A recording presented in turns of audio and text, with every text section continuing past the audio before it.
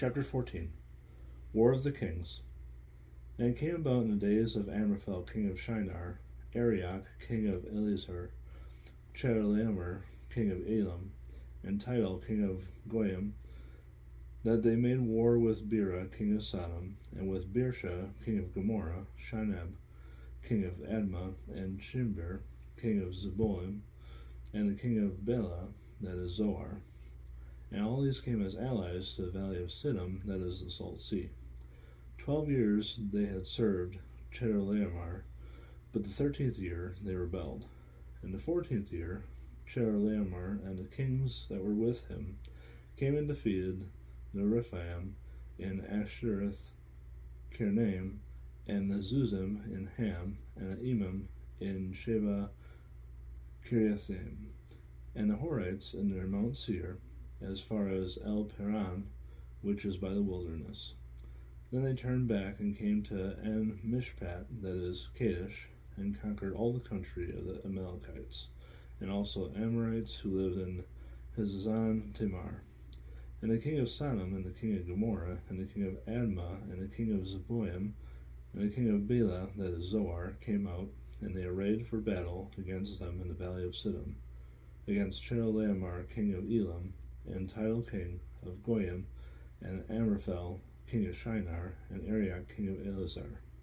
4 kings against 5. Now the valley of Siddim was full of tar pits, and the kings of Sodom and Gomorrah fled, and they fell into them. But those who survived fled to the hill country, and they took all the goods of Sodom and Gomorrah, and all their food supply, and departed. They also took Lot, Abram's nephew, and his possessions, and departed, for he was living in Sodom. Then a fugitive came and told Abram the Hebrew. Now he was living by the oaks of Mamre, the Amorite, brother of Eshcol and brother of Aner, and these were allies with Abram. When Abram heard that his relative had been taken captive, he led out his trained men, born in his house, 318, and went in pursuit as far as Dan. He divided his forces against them by night, he and his servants, and defeated them, and pursued them as far as Hobah, which is north of Damascus. He brought back all the goods, and also brought back his relative Lot with his possessions, and also the women and the people. God's promise to Abram. Then after his return from the defeat of Chedorlaomer and the kings who were with him, the king of Sodom went out to meet him at the valley of Sheba, that is the king's valley. And Melchizedek, king of Salem, brought out bread and wine. Now he was a priest of God Most High, and blessed him and said, Blessed be Abram of God Most High, possessor of heaven and earth, and blessed be God Most High, who has delivered your enemies into your hand. He gave him a tenth of all. The king of Sodom said to Abram, Give the people to me, and take the goods for yourself.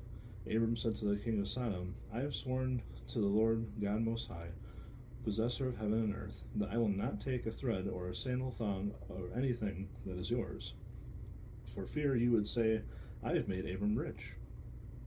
I will take nothing except what the young men have eaten, and the share of the men who went with me, Aner, Eshcol, and Mamre, let them take their share.